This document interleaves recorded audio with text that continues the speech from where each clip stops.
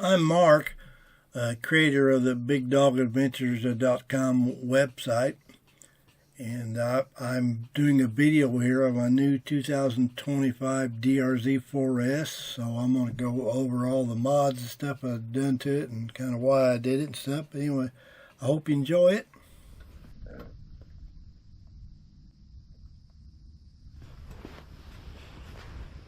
Yep, you guessed it, this is old Big Dog here.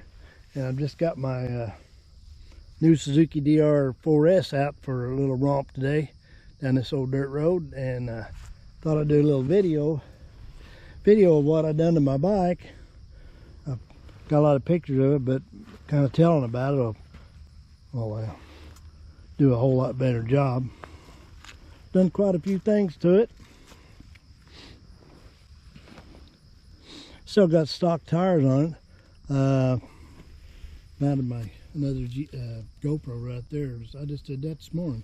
Had them Tusk handlebars around, D-Flex Pros, and I had them for another bike and that didn't work out, so I stuck them on this, and that worked out perfect. Got double take mirrors on there. Expensive as hell. The new ones are really expensive, but boy, they're nice. Got a small Tusk Olympus tank bag, and I just put me this bike's a little tall for me. Years ago it wouldn't have been at all, but it is. I'm old now, so it was too tall, so I put a Suzuki gel low seat on it, and I'm just fine with that sucker. Got strapped on a Tusk, kind of forget the name of these bags. They're just throw over their fender and seat saddlebags,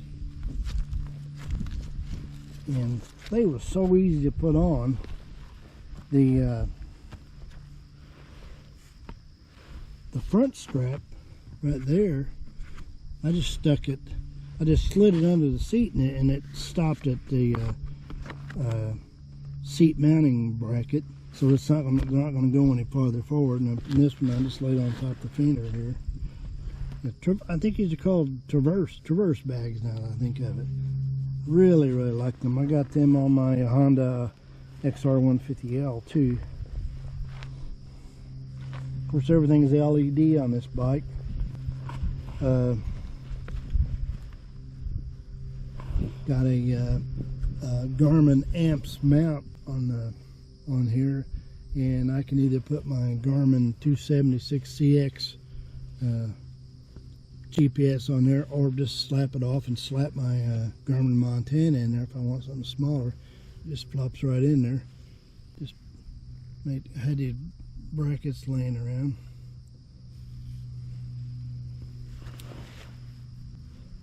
Got a stuff for a heated vest here. That's a controller for my heated vest, and there's a plug. I can just plug that in there and I can stand up while riding.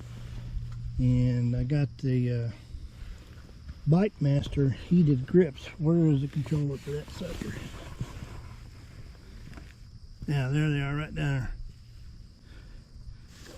You got this little plate to mount off. You can mount all kinds of stuff on this plate. I think that's from Rocky Mountain too. Tusk makes it,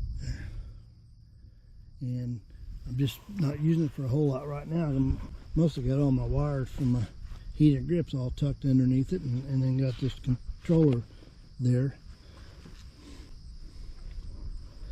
The one thing I really got kind of serious on about the wiring, right in there is the battery, and I mounted one of those Tusk three-way power supply things, so that when I turn my key off, the power to this heated vest thing and my heated grips goes off, so I can't run my battery dead with that. And for power for my GPS, I pulled, there's a dedicated plug in behind here that's a switch circuit. So it runs up to my GPS, because it's an SAE plug here, runs up to my GPS. So when my key goes off, that loses the power to that. and that's just fine and dandy. This GPS will stay on when you lose power to it, which I like, because when my Montana it tries to shut itself off when you turn the key off, and you got to hit a button to keep it on. One thing I just found out about this bike that I thought was different, it's really the start. When you start the bike, well, it's got a hazard button. I like that. I really like that. When you start the bike and you hit the starter button right here, you just touch it, and I mean just for this a second. Maybe the motor hasn't really started yet, but it'll keep cranking on until it starts. It's kind of weird, but it's okay. But you don't have to stand there and hold it. Just touch it, and you're good to go. I don't have a whole lot of miles on it right now, probably about 300 miles. I went ahead and I like changing the oil early, so Rocky Mountain ATV sent me a kit with some proper Bell Ray oil and an oil filter. It goes right in there, and that was easy to do.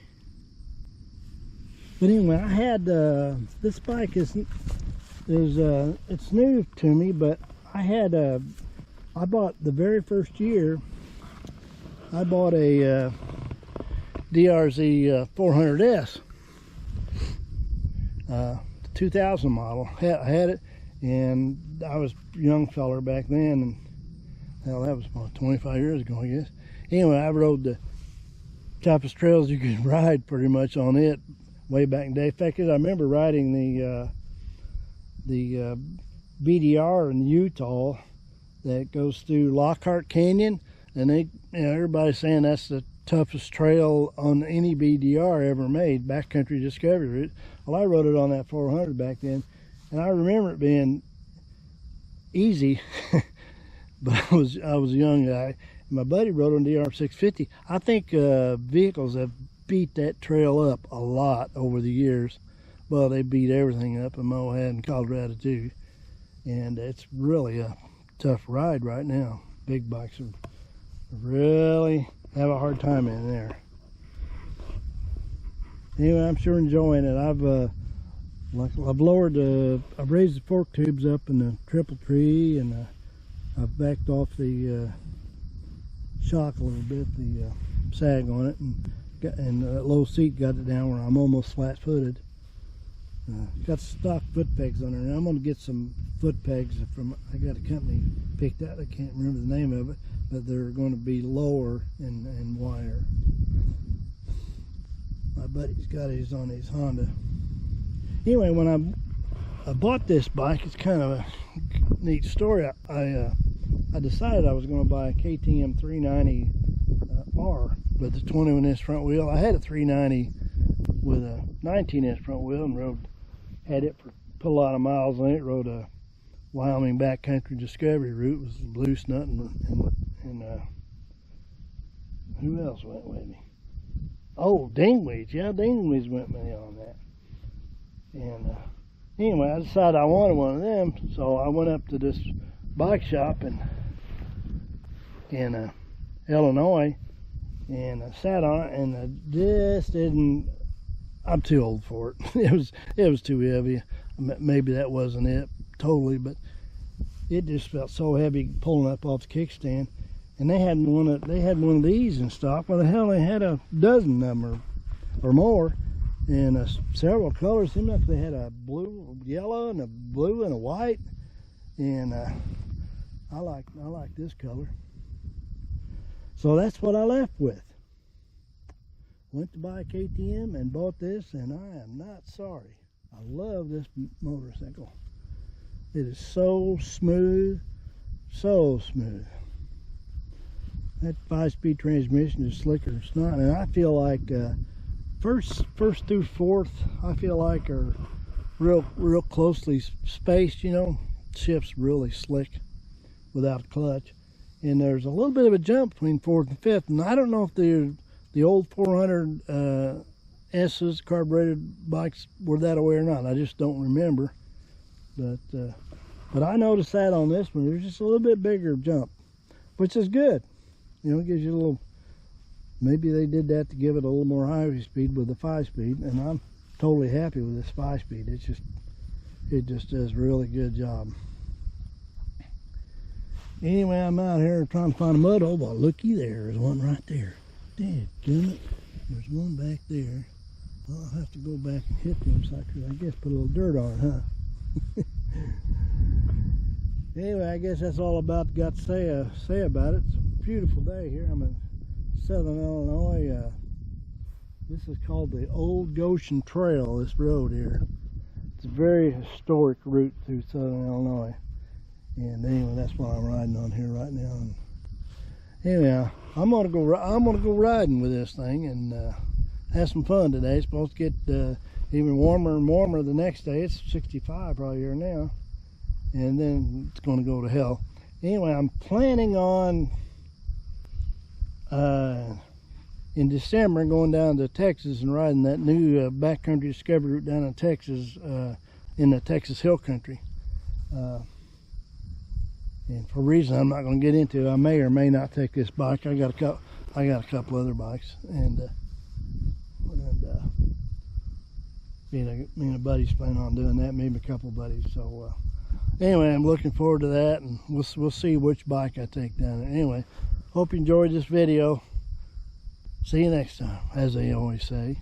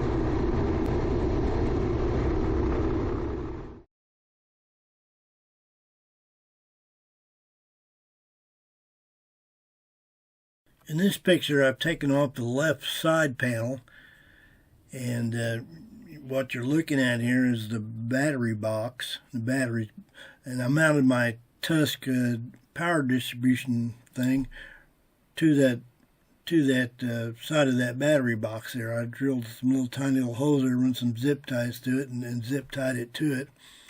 And I used 2 of the circuits. That thing has 3 circuits.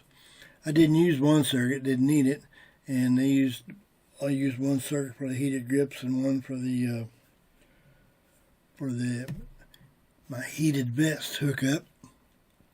And that kind of a purplish wire over on the right going up, that goes up to and ties into my tail light wire just above there. It's real easy to tap into, and that triggers that Tusk power unit right there.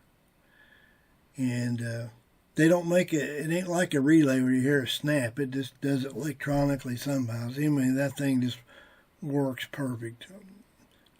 When you get up to that tail light, that big white plug up there that goes to the tail light, you can't see it in the picture, but looking at that white plug that goes to the tail light, the bottom, looking at it from the left side, the bottom two bars, you can tap into either one of them. One's, I think, the tail light, one of them's probably license plate light, and either one of them will trigger that tusk unit there. It was really, really easy to do. Did a nice job.